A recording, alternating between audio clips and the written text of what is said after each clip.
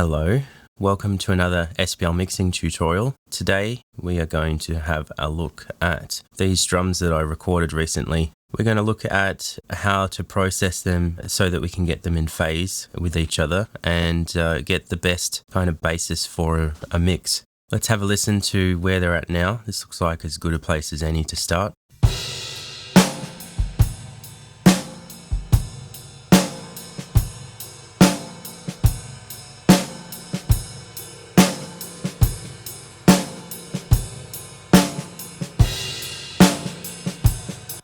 Doesn't sound too bad. Don't be put off by the number of playlists I've got there. Because I'm recording myself, I loop a section until I feel like I've got it. That's just a bit of an insight into that. But it's mainly to do with the fact that I'm the engineer as well as the drummer. And that's kind of, it's what you have to do. So when it came down to the actual edit, you can see it's like bits and pieces of everything. I am super picky with what I want in a drum take. By the time I'm finished, I just want to see a nice clean take so I consolidate and crossfade everything. And where we get to then is all of those came from the same session, so we shouldn't have any issues with the phase changing between different takes. Now, if you're not aware of what I mean when I talk about phase, you will definitely understand what I mean by the end of this tutorial. What we're trying to achieve here is ensure that whenever the kick drum or the snare or the tom-toms or any of those close mic'd elements are playing, you want the speaker to be moving in the same direction, and the only way to do that is to get all of the mics across the multi-miking setup to be speaking at the same time, that is pushing in the same direction at the same time. There's quite a few different ways that you could do it.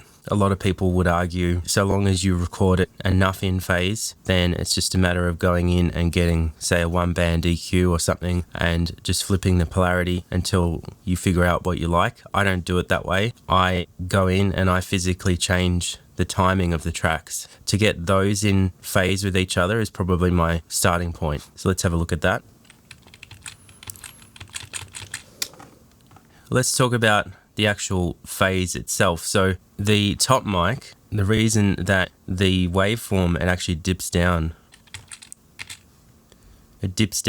at the beginning is because where that mic is positioned, I'm hitting the snare drum and that skin on the snare drum is pulling away from the mic, and so it's kind of sucking that capsule out, and that's why we're getting that movement. If it was pushing the capsule in, it would obviously go up at the beginning, and that's the case for the bottom mic because the bottom mic is receiving that energy which is coming through the bottom head, which is moving down. As that moves down, it pushes into that capsule, and that's why we get this upward peak. I suppose the next topic is absolute polarity or absolute phase. I'm not super technical on this, but in terms of how this plays out on a speaker, if you play that signal on a speaker, the speaker would initially pull back before it pushes out again for that peak. Okay, whereas in this example, the peak comes first. It's pushing the sound out first, and then it's got that trough there, and then it's going backwards, and then it's peaking, and then it's pushing out again, and then it's pulling back.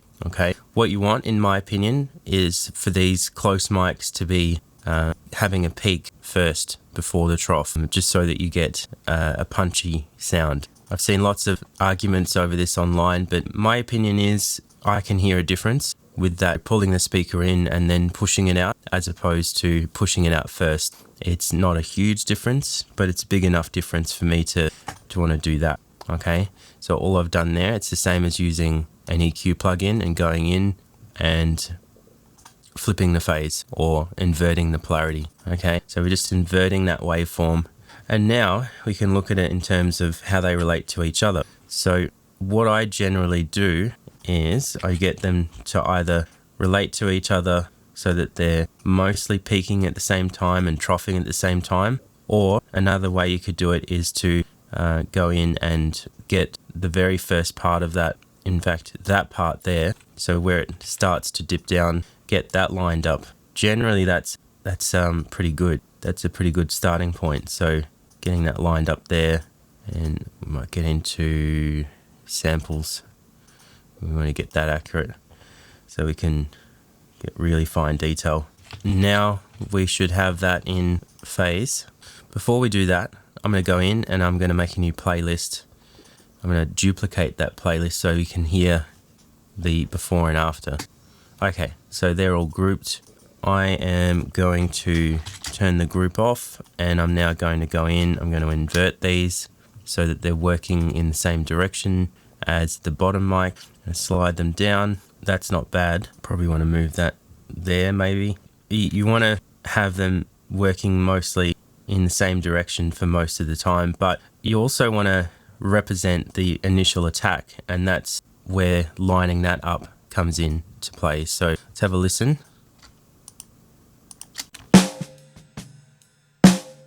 We flip over to the previous playlist.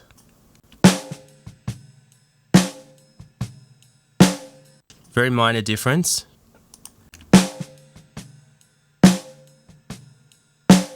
I can hear that there's a little bit more low end. All these little things add up. Let's move on to the kick now that we've got that. So we'll turn the group off. We just need to find a kick because our attack mic is on the head that's actually moving away because it's on the beater side. That's why we get that downward, the trough. You know, we could probably leave it like that, but I prefer to do this and actually have it slid along to there. I'm going to flip the polarity on this one, and now we've got our sub is in time with that. And you should notice a much bigger difference with this one being a kick drum. The low end will disappear a lot more on the kick. Let's have a listen.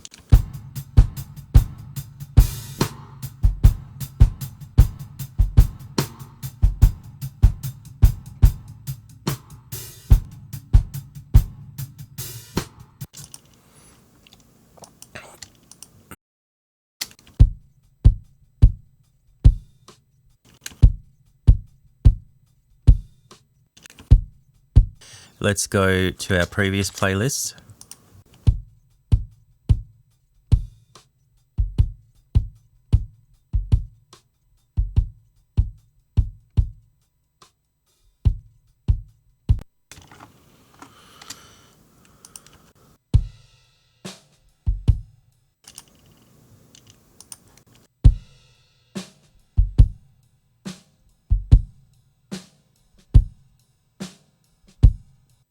Okay, we just saved ourselves a lot of EQ just by taking that step.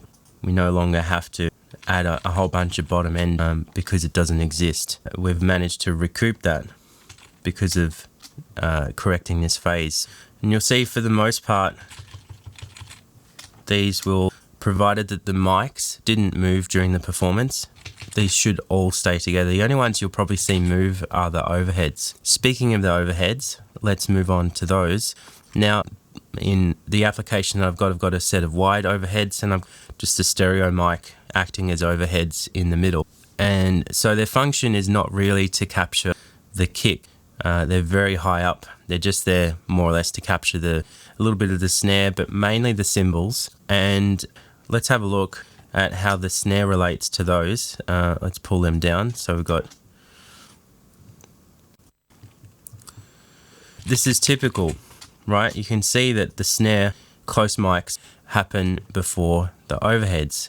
And that's typical because they are essentially happening before them in time. The mics are closer to that snare. It takes that much longer for the snare sound, which is what that is there on the overheads. It just takes that little bit longer for the signal to travel there because of the physical distance between the snare drum and the overheads. So you can see that that one's closer because that was the Sphere L22. If you're not sure what I'm talking about, go back, watch my recording setup video. I'll put a link in the description, and I'll put a card above. And these were the M5 Rode microphones, the match pair, set quite high in the room, and so therefore quite a lot more distance. I'm not as concerned with the snare being exactly in phase, but if you have a look, being that this is all from the same mic, that's those peaks on the left and the right sides of the channel are actually well in phase. Not so much on here. What I could have done is on the mic that I had set up on the left hand side, I could have actually moved that further away from the snare drum to try and get these more in phase with each other. How do we remedy this? I think Probably the best course of action would be to take these close mics and pull them in time. Okay, it all looks like a bit of a mess, but I'm going to pull them in time with the overheads and try and get that peak to line up with that trough, because what we're going to do then is invert the polarity. That looks pretty good to me, and we're going to do the same here. Actually, I'll tell you what, I'm going to fix this. It's not something I would generally recommend. I'm going to split it into mono. I'm going to move that down to where it's supposed to be, somewhere like that, and somewhere like that. Okay, so that they're both troughing and then peaking at the same time. And I'm going to invert those, and then I'm going to put them back on that channel, and I'm going to delete these. And now I'm going to consolidate so that I can move them together, and now we've got everything perfectly in phase in terms of the snare drum. Let's have a listen to that.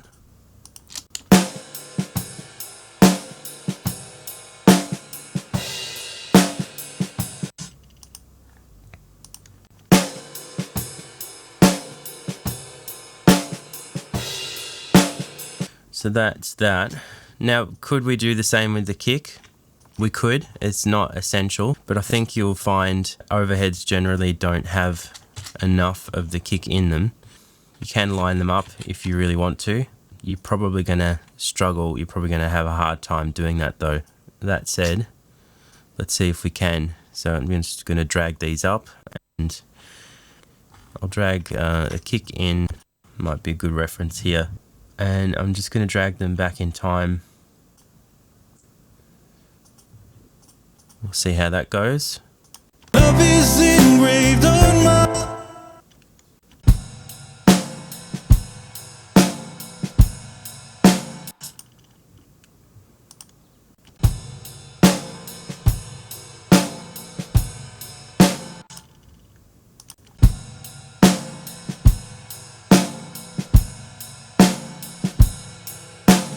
Alright, moving on to the room mic. Yeah, let's do that first.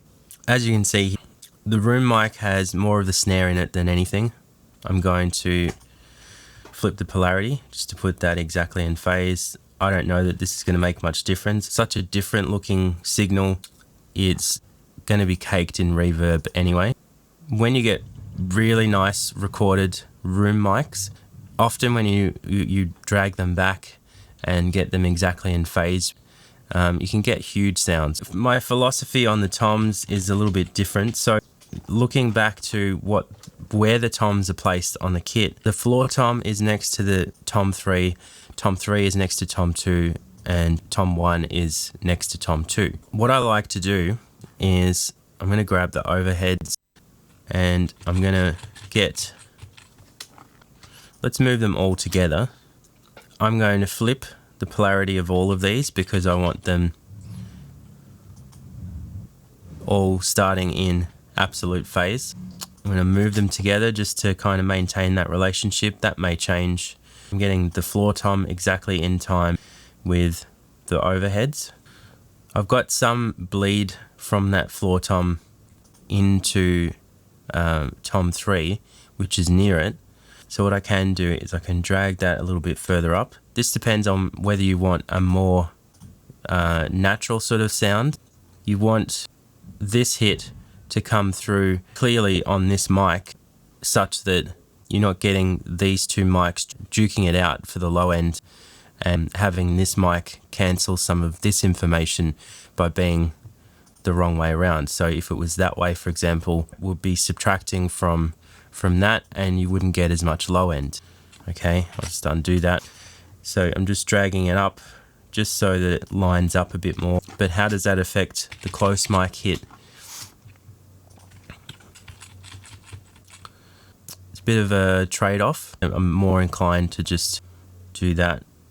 That's actually not a bad spot to have that, because this mic relates to that wider overhead, and that's the way it should be. This one is closer to this right side overhead than the left side. It's how you get a nice stereo relationship happening. But essentially, I want this floor tom hit to sound as good as it can in the adjacent mics. A lot of people, and I may do it for this track, will come in and they'll actually physically cut that, and then they'll delete everything except for that hit, and then they'll fade the tom. I may end up doing that, and that means that that information there on that track is also gone. But if you want to keep it open and a little bit more natural sounding, I highly recommend that you represent the low end first by making sure that the bleed into the adjacent mics are mostly in phase.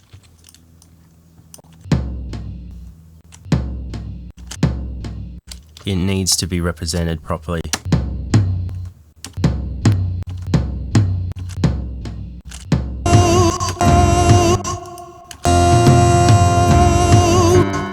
Okay, yeah, look, something like that's probably going to be pretty good. And then lastly, tom 1, there's a hit. The bleed of the other one looks good, so we'll leave that. Relative to the overhead, that also looks good. So we're in pretty good shape there.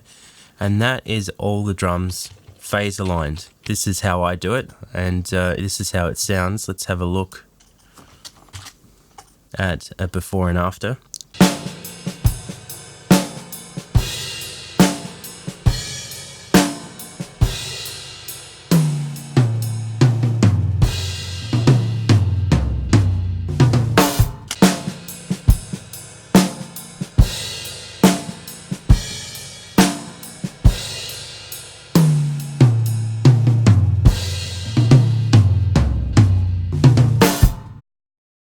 See what works, see what doesn't work for you. This is what works for me. It's the way I've been doing it for a while now, and I get really good results. Smash that like button, hit subscribe. Happy mixing, guys.